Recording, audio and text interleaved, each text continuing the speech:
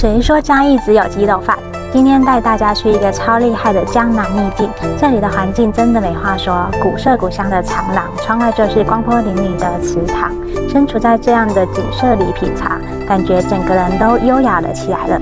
赏景当然少不了美食，首先是招牌小笼汤包，皮薄馅多，轻轻一咬，满满的鲜甜汤汁立刻流了出来。